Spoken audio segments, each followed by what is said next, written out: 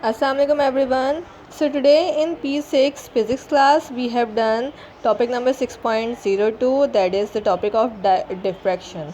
So in this topic we have in this topic we have already covered the heading of reflection and refraction, and if you have any confusion you can see my previous video which I have made on this topic, reflection and refraction.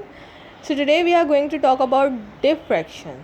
Now, diffraction is another phenomena that, or you can say, a behavior of a wave. It happens in all three kinds of waves. And diffraction, if we talk about the definition of diffraction, the definition of the diffraction is that when the waves are passing through an obstacle that has a small hole or an aperture, it always spreads through it. It always spreads through the gap, and as it spreads through the gap it bends around the corners of the gap. Like in this diagram over here you can see, as the waves are passing through the gap they are bending around the corners. They are spreading and they are bending around the corners. Over here also you can see that they are spreading and they are bending around the corners. So this is diffraction, and it happens with all three kinds of waves, that is light waves, sound waves and water waves. Now why this diffraction happens and what are the basic properties of the diffraction? Basically, when, as you can see two different examples over here, when the waves are smaller, when the gap is smaller, so the waves are bending or spreading even more. But when the aperture or the gap is bigger, the waves are spreading less.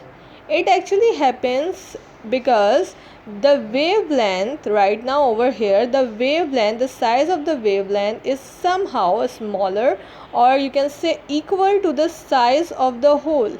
And when the size of the hole and the size of the wavelength are quite similar to each other, then the bending or the spreading is more. But over here if you can see, the wavelength is actually smaller but the size of the gap is bigger. As you all know that the wavelengths of the water are smaller, but the size of this gap is much bigger, so that is why it is spreading less over here. The waves are spreading less over here. It happens in daily life also. The light waves are much smaller in size. The light waves are much smaller in size. That is why in our daily life, most of the objects or most of the obstacles are bigger in size. That is why the light waves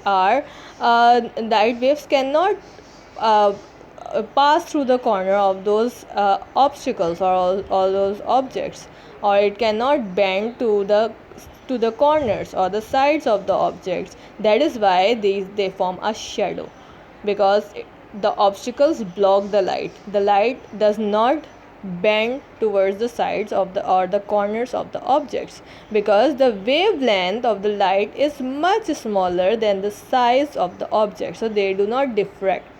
But if we talk about sound waves, you can hear the sound of a person speaking to the next room as well, or you can hear the sound of the wave when the TV is on the next room as well. It actually happens because the size of the wavelength of the sound is bigger. They are bigger, that is why they can bend around the corners of the obstacles mostly that are present in our house, or mostly that are present around us, because the sound waves are like some centimeters bigger. The wavelength of the sound waves are some centimeters bigger, and so does the objects that are in our home, in our surroundings. That is why they can bend around the corners of those obstacles. As you can see in this diagram also, they are showing, and it is written over there, the light has very small wavelengths, so only very small objects or the gaps can affect its direction. As you can see that the light cannot bend towards the corners of the walls, because the size of the wall is much bigger than the wavelength of the light. That is why they do not diffract or they do not bend. But over here, if you see the example of the sound, this person is speaking, and the person that is standing next to the wall, he can even listen.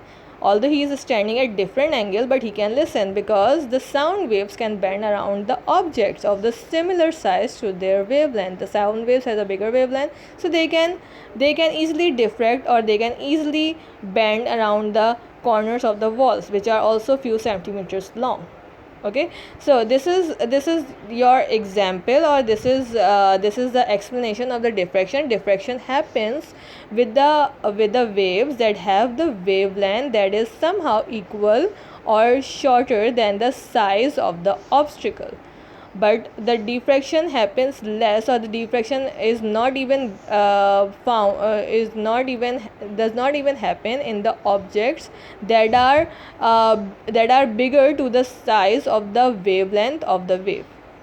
So in case of light waves there is no diffraction. In case of sound waves, there you can observe the diffraction because their wavelengths are bigger then the wavelengths are bigger than most of the objects. They are bigger or closer to most of the objects in our daily life. That is why the sound waves can bend around the corners of the objects that are present in our daily life around us. So this is the explanation of the diffraction, the topic of diffraction. And your homework for today is that you have to solve these multiple choice questions, and you have to solve this in your notebook. The first is the angle of incidence is equal to the angle of dash.